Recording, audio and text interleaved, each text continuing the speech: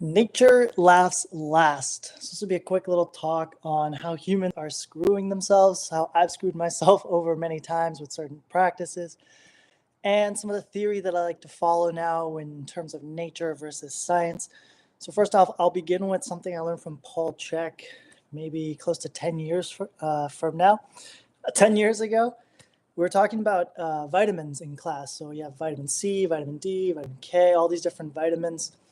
And humans like to synthesize. We take blood tests, we do blood samples. Okay, you're low in vitamin D, you're low in vitamin A, you're low in vitamin C, and we try to replace it like we're a mechanism where, okay, you just fix this one thing and it'll somehow fix a chain of other things. Now, in saying this and saying the rest of my talk here, I'm not saying there isn't some validity to it. I just want to open up a different way of viewing these things and how humans act upon them. Paul Chek put it to me this way. He said, what part of a watch tells time, right? We have a mechanical watch with a bunch of different gears. Which one of those gears tells time? Well, no individual gear can tell you time. It's a synchronized, balanced use of all the gears that actually leads to the outcome of a watch telling time. Same thing in a body. It's a unification of all the micronutrients, macronutrients, mental, emotional, physical, spiritual aspects of a human being that leads to health or disease. So when we try to isolate things, especially synthetically do it, vitamins, minerals, pills, supplements, humans tend to mess up their own nature by doing these kind of actions. So this talk, I want to basically describe some of those mechanisms, some of those things that we do that pull us away from our nature and what evolution has designed us to do and how to be. First off, I'm going to say listening to your body and learning to see the signals is going to be extremely important, but I will differentiate. I'm not talking about intuition.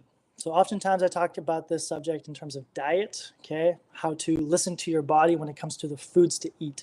Because there are scientists, doctors, books, PhDs, researchers that say, you know, this XYZ diet, this XYZ supplement is the best thing to take. It's the best thing for all humans. But individually, we have to look at it for ourselves.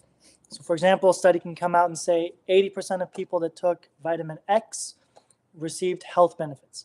Well, it's great for 80% of people, but you might be in the 20% that do not receive those benefits. So we always have to defer to our physical experience. We take in other people's opinions, science, views, beliefs, but then we have to defer to our own body's wisdom. Now, when I say don't follow intuition, I specifically mean this because a lot of us are ego programmed. Basically, all of us, we have some sort of ego, personality, voice inside our heads that dictates what we do based on emotional pressures. And when I say, hey, I'm not going to eat bad food anymore, I'm just going to eat good food, well, my cravings might point me towards Oreos or McDonald's. You know, my intuition says to eat the Big Mac because I've been eating Big Macs my entire life. So we don't necessarily want to follow intuition, but we want to start to be able to interpret signals from our body. Signals being, how much energy do I have? Do I have body pains and joint pains? Are my bowel movements going well? Is my urination doing well? Is my skin looking good? Am I building more muscle? Am I losing fat? Am I gaining fat? Those are things we look for with diet, but it will apply to basically everything I'm talking about here, in the sense that if I do certain actions, if I take a vitamin, does it lead to better health outcomes? So here's a mistake I made in the past. I would buy these multivitamins, mass gainers, supplements. Sometimes I'd eat them, and immediately my body would want to vomit. It's like, whoa, I want this in here. It's like, oh, I want to vomit. But my mind is reading this packaging that says, if you eat this, you're going to build muscle. You're going to have greater testosterone. You're going to be smarter because you're taking this supplement. And with my head, I'm like, yeah, this is what the marketing is telling me. I'm going to get huge. I'm going to put this in. It's going to get me XYZ result. But I wasn't listening to my body. My body wanted to vomit this thing up. It was definitely not good for me. And at the time, I didn't understand this. So this is why I'm sharing this. And maybe in light, you'll notice things that you do throughout the day, certain supplements, foods, activities that are positively or negatively impacting you that you believe are leading to positive outcomes, but are actually leading to negative outcomes. So this is one of the reasons I'm making this little cast here. So leading me down, intuition. We don't want to trust intuition, not yet, unless you've cultivated a high level spiritual practice. Instead, we want to look for signs and symptoms, right? Am I actually increasing my energy? Am I getting more muscle? Am I getting smarter?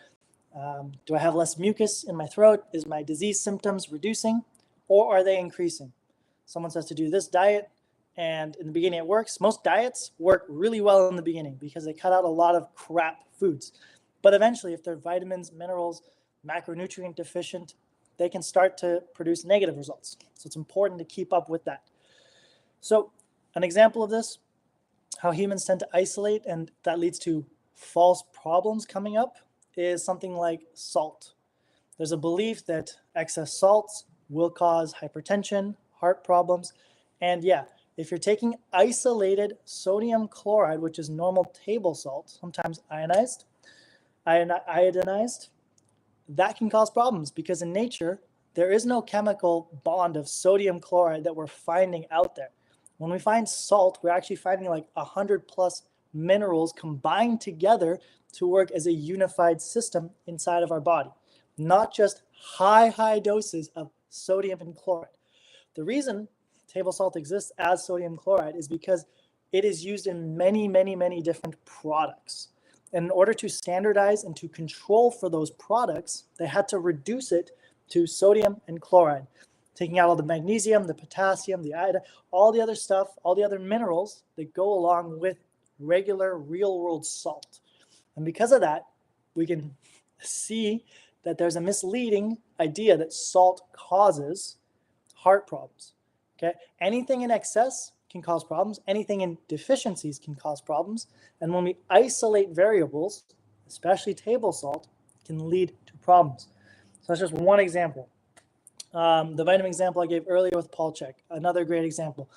Your body, I'm just going to throw this out there. It's just arbitrary. Let's say you eat a lot of rice. And let's say rice is extremely high in vitamin B. Okay, I'm just putting it out there. This is not actual fact. I'm just saying. Let's say you're eating a lot of vitamin B from this one food, and in order for your body to process vitamin B, of course, there's many different types of B vitamins.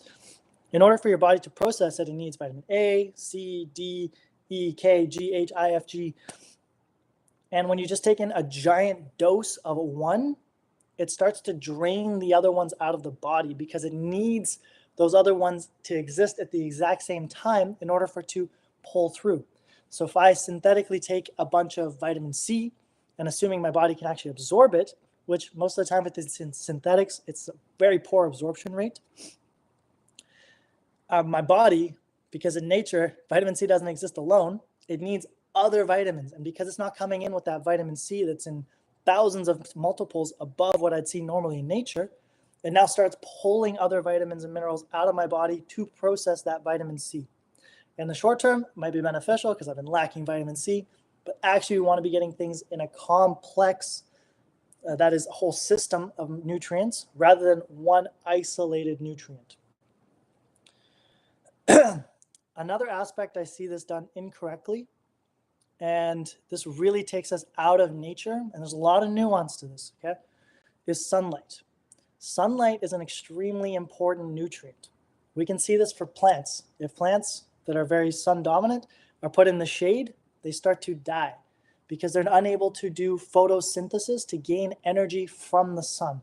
Ultimately, all the food, all the energy we're absorbing is coming from photons shooting from the sun, hitting the grass, hitting the earth, hitting the trees, and we either eat that or we eat the animals that eat that. Now, if sunlight is providing energy to plants and other beings on the earth, it can also provide energy towards us in a very similar way that photosynthesis helps plants develop energy and thrive. Sunlight, too, can help us develop energy and thrive.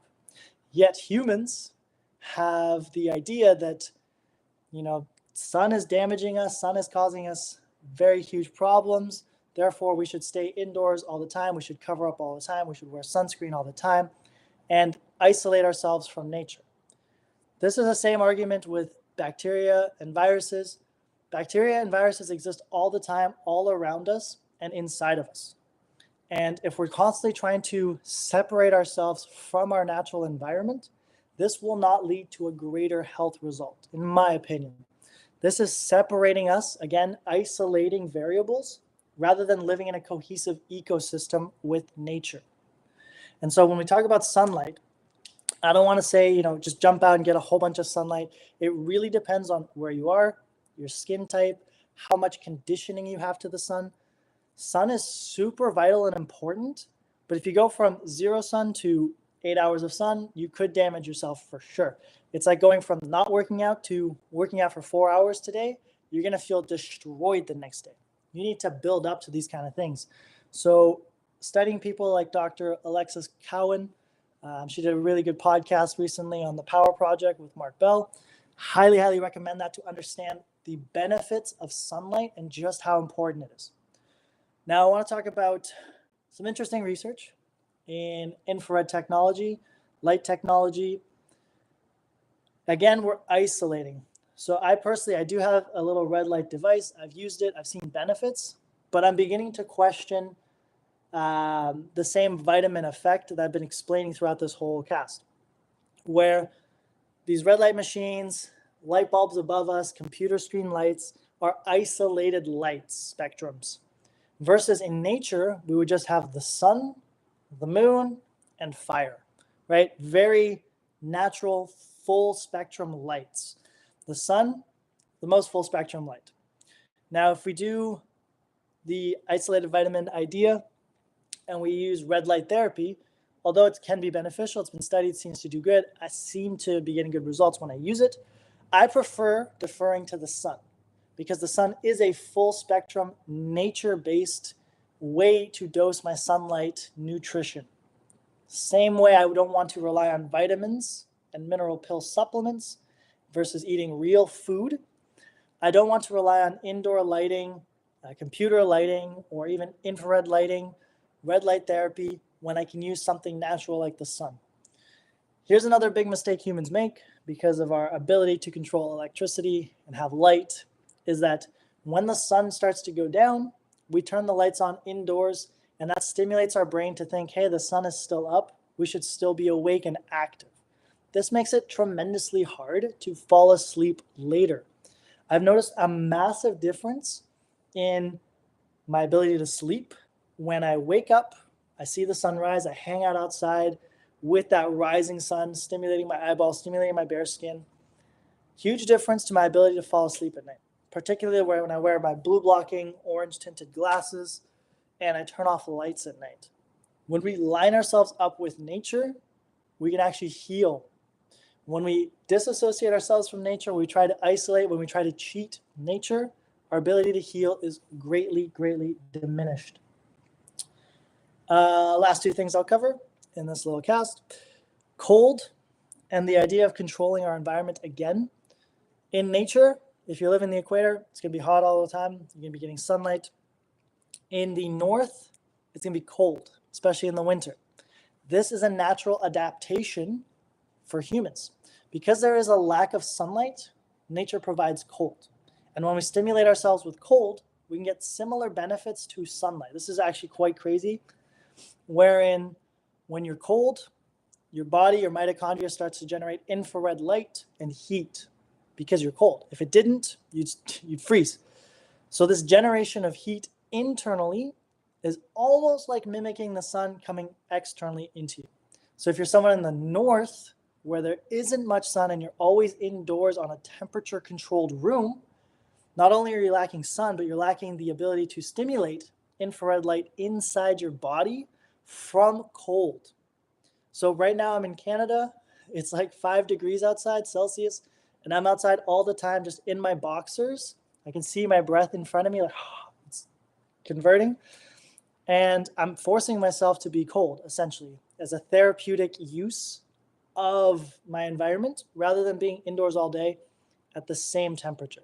So again, the more we try to isolate, move away from nature, defeat nature, the more I'm going to bet we tend to end up getting sicker and sicker. And that's why I tend to lean towards things like Chinese medicine, which is more about being in line with nature rather than trying to defeat nature and use all these little reductionist theories of the human body, the human mind, the human soul, the human spirit, rather than viewing it as a grand mechanism of many things coming together, unifying to create harmony inside the body. So cold, light, really important. And I've been coaching people for over 10 years, particularly in the physical aspect, so training people. And even in mainstream training, it's very isolated often, particularly when it comes to bodybuilding. We see bicep curls, tricep extensions, leg extension machines, leg curl machines, ab machines, all of this different isolation things. In nature, there is no machine where you just sit and it stabilizes your core and you activate one muscle at a time. When you do this, it messes up your body's tensegrity, your ability to disperse load throughout the entire system. So if I'm just training biceps, triceps, all these little big parts of my bodies, and I'm not training my stabilizers, I'm not training to unify and integrate the fascial system, then major problems start to arise, especially if you're an athlete or just a recreational gym rat. Oftentimes you get shoulder injuries, back injuries, knee injuries, things start to hurt and break down. And as you get older and older, you become more stiff, more dehydrated. To pull this all together, if you want longevity, generally hydration is a very good sign of that. When babies are born, they're very plump, they're very hydrated, they're very buoyant and springy and capable of absorbing shock and moving things through. Humans, as we get older, we tend to dehydrate. We become brittle. We become easy to break. Our skin becomes dry. If you're doing things in isolation, if you're taking vitamins in isolation, if you're taking light in isolation, which chances are you are. Right now I'm indoors. I've got all my lights turned off, and every light that's coming in is through nature's light, sunlight. However, windows, particularly ones that are good with insulating, block out infrared light, which is extremely important for the cells, for the mitochondria, for your own immunity, for your own strength, for your own energy and vitality. So the takeaway from this whole thing is to move towards nature. It's great to listen to science, do the studies, understand biology, anatomy, physiology. I went to school for kinesiology. I really do enjoy nerding out on it. But at the end of the day, we have to listen to our bodies. If what we're doing is not yielding the results we want, and we continue doing it, well, ignorance is bliss until it ain't. Until you have a major disease, a major problem in life, and you don't have the tools to deal with it. And unfortunately, our medical system in Western countries is set up so that all responsibility, or most responsibility, is shifted off of the patient and onto a drug, a doctor, a surgery, something that is external, a little individual variable, rather than helping the human heal in itself. Again, that's why I share Chinese medicine practices, holistic care practices, lifestyle stuff like what I'm telling you right now. If any of this resonates, sounds interesting, go look into it further. Find out for yourself. Don't just take my word on any of these. Yeah, there's so many things I could go on and on with, but I think we'll call it there. Thank you all for listening. Thank you all for joining me, and we will see you in the next one. Yo, thank you everyone.